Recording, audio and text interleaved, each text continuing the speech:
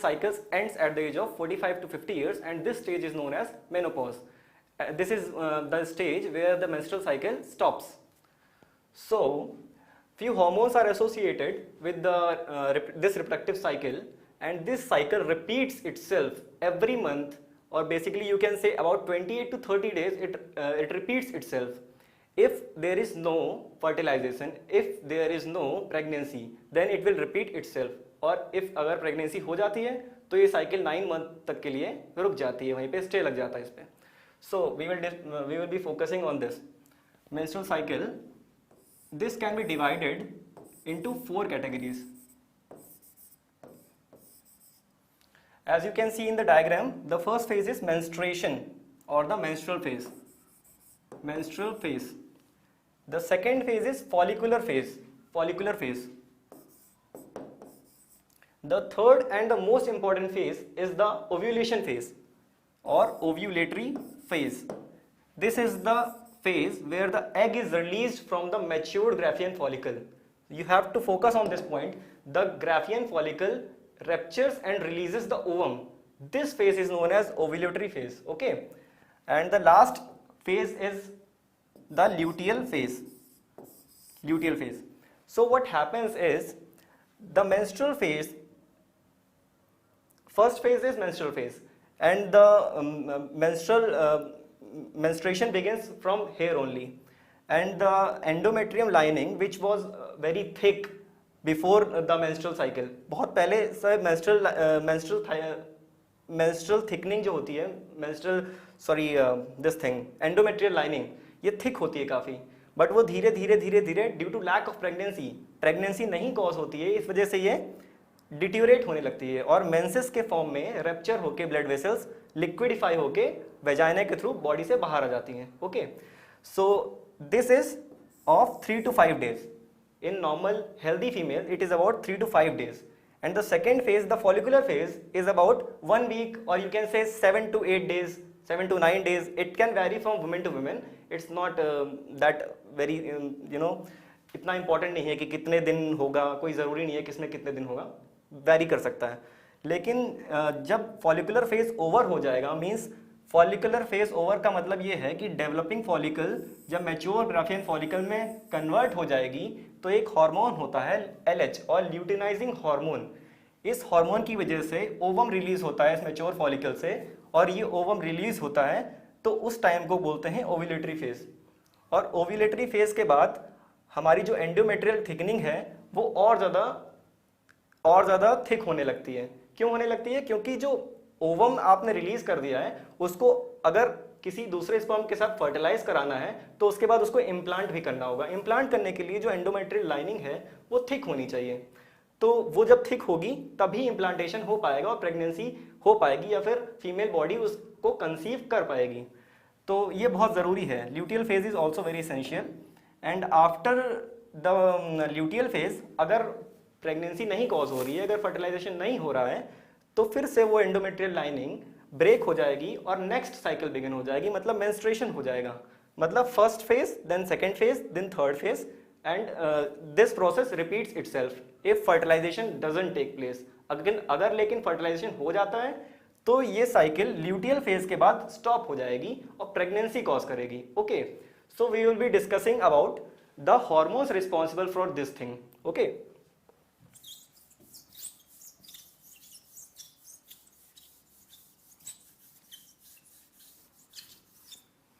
ये सारी कहानी कहाँ से स्टार्ट होती है? पहले तो सबसे इंपॉर्टेंट चीज़ ये कि ऐसा होता क्यों है. तो GnRH और गोनाडोट्रोपिन रिलीजिंग हार्मोन, ये एसेंशियल है, सबसे इंपॉर्टेंट. इसकी वजह से सारी कहानी स्टार्ट होती है. और ये एक हाइपोथैलेमिक हार्मोन है. हाइपोथैलेमिक हार्मोन, इस हार्मोन की वजह से सारी कहानी स्टार्ट होती है. ये ट्रिगर करता है पिट्यूटरी हार्मोन्स को, नेमली LH एंड FSH. तो नाम से ही क्लियर है, FSH फॉलिकल स्टिमुलेटिंग हार्मोन. ये फॉलिकल्स पे एक्ट करता है. जो फॉलिकल्स हमारी ओवरी के पास पड़ी हुई हैं, primordial follicle, primary follicle, secondary follicle, then tertiary follicle, then mature Graafian follicle. तो ये बन कैसे रही हैं? ये ऐसे बन रही हैं कि इस पे फॉलिकल स्टिमुलेटिंग हार्मोन एक्ट करता है और इनका मैच्योरेशन कराता है। इसके मैच्योर होने से आपका जब ये फॉलिकल स्टिमुलेटिंग हार्मोन ने इसको मैच्योर कर दिया, उसके बाद इस पर काम करता है LH और ल्यूटिनाइजिंग हार्मोन। तो around the day 14, this is the day 14, around the day 14, जरूरी नहीं है कि 14th डे ही हो, 13 भी हो सकता है, 15 भी हो सकता है, depending upon the maturation of graphene follicle. यहाँ से एग रिलीज होता है और ओव्यूलेशन होता है। वो ओव्यूलेशन होता है, उसके बाद हम प्रेगनेंसी हो रही है या फिर नहीं हो रही है, ये एक आगे की बात है। तो हमने देखा कि पहले पिट्यूटरी हार्मोन्स रिलीज होते हैं, ल्यूटिनाइजिंग हार्मोन और FSH। तो ये दोनों का काम अलग अलग है। ये डेवलप कराता है फॉलिकल्स को और ये डेवलप्ड फॉलिकल से एग रिलीज कराता है। ओके, तो इनका मेजर फंक्शन ये है। अब उसके बाद क्या होता है, जो FSH रिलीज हुआ है, फॉलिकल स्टिमुलेटिंग हार्मोन, इसकी वजह से एंडोमेट्रियल लाइनिंग भी धीरे धीरे धीरे धीरे थिक होने लगती है। ये थिक होने लगती है क्यों? क्योंकि एग रिलीज होगा तो उसको इम्प्लांट भी होना है, तो उस वजह से ये थिकनिंग बढ़ने लगती है। उसके बाद जब मैच्योर हो जाती हैं फॉलिकल्स, तो ये ट्रिगर करती है एस्ट्रोजन के रिलीज को। एस्ट्रोजन भी रिलीज होता है। उसके बाद एस्ट्रोजन रिलीज होता है, एस्ट्रोजन रिलीज होता है, और एस्ट्रोजन रिलीज होने की वजह से FSH का जो सेक्रेशन है वो कम हो जाता है। कहाँ से? पिट्यूटरी से, पिट्यूटरी ग्लैंड के एंटीरियर लोब से, एंटीरियर लोब से ये दोनों हार्मोन्स निकलते हैं। जब FSH का सिक्रीशन ऑलरेडी हो चुका होता है, ग्राफियन फॉलिकल्स मैच्योर हो चुकी होती हैं, उसके बाद ये रिलीज कराती हैं LH को और FSH का रिलीज कम कर देती हैं। LH के रिलीज होने से ही LH सर्ज बोलते हैं इसको LH सर्ज बोलते हैं। मींस LH का लेवल बहुत ज्यादा हाई हो जाता है इस टाइम पे, और LH ही रिस्पॉन्सिबल है ओव्यूलेशन के लिए। जैसा कि मैंने बताया, LH ही रिस्पॉन्सिबल है ओव्यूलेशन के लिए। और LH के लेवल बढ़ने के साथ साथ एस्ट्रोजन का लेवल भी बढ़ता है, और एस्ट्रोजन के लेवल के बढ़ने की वजह से the female body is ready to conceive. जब फीमेल बॉडी स्पर्म को के साथ फ्यूज करा के अगर आप फर्टिलाइजेशन करवाती है, उसके लिए सबसे इंपॉर्टेंट है एंडोमेट्रियल लाइनिंग की थिकनेस। तो एंडोमेट्रियम लाइनिंग की थिकनेस पे और कौन एक्ट करेगा? जब ये एग रिलीज हो गया, तो एग रिलीज होने के बाद जो रेमिनेंट पार्ट बचता है, उस रेमिनेंट पार्ट को कॉर्पस ल्यूटियम बोलते हैं, और येलो बॉडी, इसको येलो बॉडी भी बोलते हैं। और ये रिस्पॉन्सिबल है एक hormone, this is the ovarian hormone. तो ओवेरियन हार्मोन्स भी दो होते हैं, ओवेरियन हार्मोन्स दो होते हैं, एक होता है एस्ट्रोजन, एक होता है progesterone. And basically progesterone is responsible for this maintenance of thickness of endometrium. क्योंकि जो एंडोमेट्रियम की लाइनिंग है वो इतनी थिक होनी चाहिए कि अगर फर्टिलाइजेशन हो जाए तो उसको वो होल्ड करके रख पाए, इम्प्लांट कर पाए। इतनी थिक होनी चाहिए एंडोमेट्रियम की लाइनिंग। तो ये काम कौन करता है? प्रोजेस्ट्रॉन करता है। और प्रोजेस्ट्रॉन तभी रिलीज होगा जब कॉर्पस ल्यूटियम बनेगा। Corpus luteum is responsible for the secretion of progesterone. And आप यहाँ पे देख सकते हैं कॉर्पस ल्यूटियम बन रहा है, तो ये प्रोजेस्ट्रॉन का लेवल यहाँ पे देखिए इंक्रीज हो गया है। ये पीक आई है प्रोजेस्ट्रॉन की पहली बार पूरी साइकिल में। क्यों? क्योंकि येलो बॉडी सिक्रीट हुई है। येलो बॉडी सिक्रीट कर रही है प्रोजेस्ट्रॉन को, और प्रोजेस्ट्रॉन के सिक्रीशन से अगर मान लीजिए फर्टिलाइजेशन हो जाता है तो ये थिकनेस बनी रहेगी, आगे ऐसे करके बनती रहेगी। बट फर्टिलाइजेशन नहीं हो रहा है because we are studying menstrual cycle, जो कि हर महीने रिपीट होनी है। फर्टिलाइजेशन ना होने की वजह से ये यहाँ पे एंडोमेट्रियल लाइनिंग ब्रेक होने लगती है, और ये कॉर्पस ल्यूटियम रिग्रेट होने लगता है, मतलब डीजेनरेट होने लगता है। डीजेनरेट होने की वजह से प्रोजेस्ट्रॉन नहीं रिलीज होता है, और प्रोजेस्ट्रॉन के ना रिलीज होने की वजह से एंडोमेट्रियल लाइनिंग डिटीरियोरेट होने लगती है। तो आप समझ पा रहे हैं कि मैं क्या कहना चाह रहा हूँ? तो बेसिकली एस्ट्रोजन ने यहाँ पे फॉलिकल्स को मैच्योर करने के बाद यहाँ पे FSH ने फॉलिकल्स को मैच्योर कर दिया। मैच्योर करने के बाद LH ने ओव्यूलेशन करा दिया। ओव्यूलेशन जब हो गया, उसके बाद जो रेमिनेंट बचा उसने प्रोजेस्ट्रॉन रिलीज कराया, और उस प्रोजेस्ट्रॉन की वजह से एंडोमेट्रियल लाइनिंग बनी हुई थी, लेकिन वो डिटीरियोरेट होने लगती है अगर उसको स्पर्म से फर्टिलाइज नहीं करा पाते हैं। तो अगर फर्टिलाइजेशन हो जाता है तो ये लाइनिंग बनी रहेगी और प्रेगनेंसी कॉज हो पाएगी। तो ये इंपॉर्टेंट चीज़ थी यहाँ पे समझने के लिए। बाकी हम दो चीज़ें यहाँ पे और देख रहे हैं, ये एक पिट्यूटरी हार्मोन्स का लेवल इस साइकिल में कैसा रहता है ये इंपॉर्टेंट है।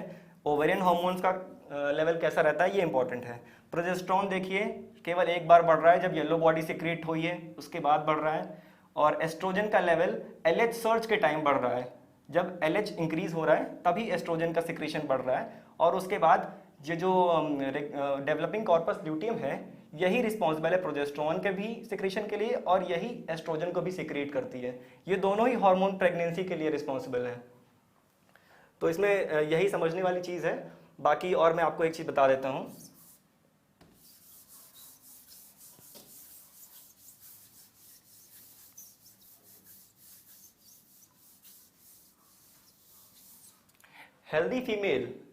A healthy female releases almost 30 to 50 ml of menstrual blood in the cycle।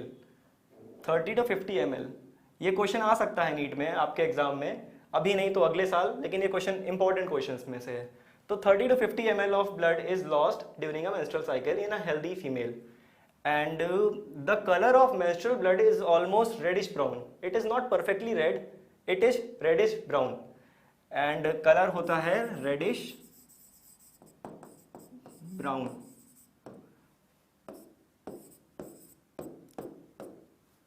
Third thing is this menstrual blood lacks clotting factor, that is why this blood does not coagulate। ये blood जमता नहीं है easily से। क्यों? क्योंकि इसमें coagulating factor नहीं होता है। बिकॉज अगर कोगुलेटिंग फैक्टर होगा तो जो रप्चर हो रही है यहाँ पे, ये सब ब्लड वेसल्स वगैरह रप्चर हो रही हैं, तो ये रिलीज नहीं हो पाएगा, जम जाएगा वहीं पे। तो वेजाइना के थ्रू इसको डिस्चार्ज होने के लिए इस ब्लड का कोगुलेटिंग फैक्टर का एब्सेंस होना बहुत ज़रूरी है। तो यहाँ पे कोगुलेटिंग फैक्टर नहीं होगा। तो हमने समझा कि 3 to 5 डेज का होता है मेंस्ट्रुअल फेज, उसके बाद अप्रॉक्सीमेटली 1 वीक का होता है फॉलिकुलर फेज या फिर प्रोलिफरेटिव फेज। फॉलिकुलर फेज मतलब कि फॉलिकल्स का मैच्योरेशन, प्रोलिफरेटिव फेज मतलब कि इसी टाइम पे एंडोमेट्रियल लाइनिंग थिक होना स्टार्ट हो जाती है। उसके बाद हमारा यहाँ पे 14th डे पे होता है ओव्यूलेटरी फेज, जिसका मतलब होता है ओव्यूलेशन का होना। ओव्यूलेशन क्यों होता है? क्योंकि यहाँ से एग रिलीज होता है। एग रिलीज किसकी वजह से होता है? LH और ल्यूटेनाइजिंग हार्मोन की वजह से एग रिलीज होता है यहाँ से। और उसके बाद आता है थर्ड फेज मतलब फोर्थ फेज मतलब luteal phase. Luteal phase is a secretory phase. इसमें दो हार्मोन्स का सिक्रेशन होता है, that is estrogen and progesterone. इन दोनों हार्मोन्स का सिक्रेशन की वजह से क्या होता है? एंडोमेट्रियल की लाइनिंग और ज़्यादा थिक होती है और जो आपका एंडोमेट्रियम है ये रेडी हो जाती है इम्प्लांटेशन के लिए, अगर इसका फर्टिलाइजेशन किसी स्पर्म सेल से हो जाता है तो। अब इसमें एक चीज़ और ध्यान रखनी है कि ये जो ल्यूटियल फेज हो रहा है इसमें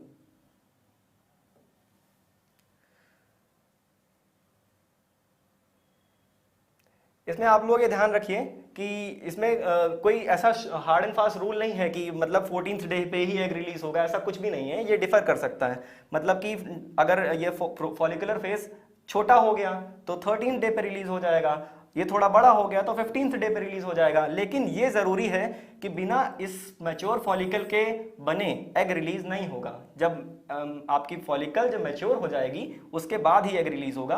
और ये फॉलिकल मैच्योर करने के लिए रिस्पॉन्सिबल था FSH हार्मोन, और ये दोनों हार्मोन ही मिलके ये पूरा प्रोसेस गवर्न करते हैं। FSH फॉलिकल को मैच्योर करता है, LH उन मैच्योर्ड फॉलिकल से ओव्यूलेशन कराता है और उसके बाद सारी कहानी चलती है। और अगर मान लीजिए फर्टिलाइज हो जाता है एग तो ये एंडोमेट्रियल लाइनिंग वैसे ही रहेगी, और अगर ये फर्टिलाइज नहीं हो पाता है तो ये ब्रेक हो जाएगी और साइकिल इसी जगह से फिर से रिपीट हो जाएगी। So this is all what we have studied today and we will be discussing it on other days too. आगे फिर से हम बात कर सकते हैं इसके बारे में। आपको कोई डाउट्स हो तो आप नीचे कमेंट सेक्शन में पूछ लीजिएगा।